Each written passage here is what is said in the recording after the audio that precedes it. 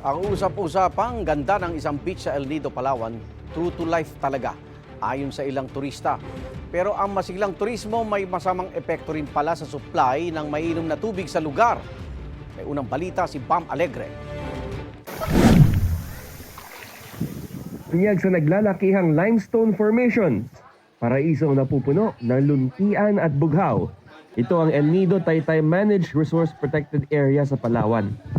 7 commandos ang tawag sa beach na ito dahil dati raw maraming puno ng ipil dito at pinagpuputol. Ilagay sa isang barko para ibenta sa kung saan. Pero sa sobrang dami raw ng punong pinutol, tumirig daw yung barkong 7 commandos malapit sa beach na ito.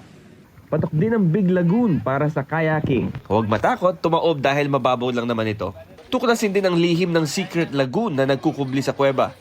Aktibo ang turismo sa El Nido dahil sa madalas na trending sa social media ang angking ganda nito. Kaya dito pinili magbakasyon ng balikbayang si Marites. The ocean is very clear and it's good. The weather now is not too hot. Pero ang umaatikabong turismo na naghahatid ng kabuhayan, may singil naman ba kaya sa kalikasan?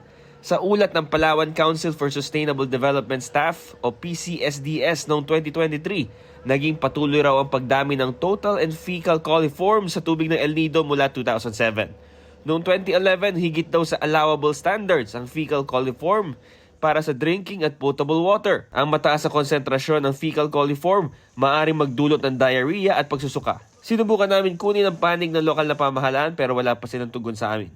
Sa official Facebook account ng Municipal Health Office ng El Nido, nakapost ang ordinansa na nagtatakda sa mga establishmento at mga water supply provider na magkaroon ng ligtas na maiinom na tubig. Bahagi nito ang pagkakaroon ng regular na water quality monitoring.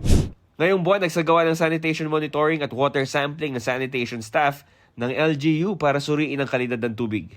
Pinangunahan din ng Municipal Health Office ng El Nido ang food sanitation training sa mga commercial establishment. Kahit may ganitong mga babala sa tubig inumin, pinili pa rin ni Fergal mula sa Ireland na dito magbakasyon. So we just kind of mainly drink bottled water.